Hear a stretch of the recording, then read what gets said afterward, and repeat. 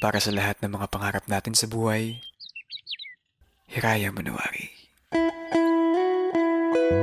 Tulad ng pagguhit, may mga pangarap na kailangang baguhin sapagkat hindi lahat ng guhit ay nasusunod. Minsan, kailangang palitan. Tulad ng pagkuha ng litrato, may mga pangarap na hindi pa natin tanaw. Ngunit sa tamang panahon, unti-unti itong lilinaw. Tulad ng musika, may mga pangarap na ngayon tinutugtog. Dapat damhin, ipagdiwang, at ipagpasalamat.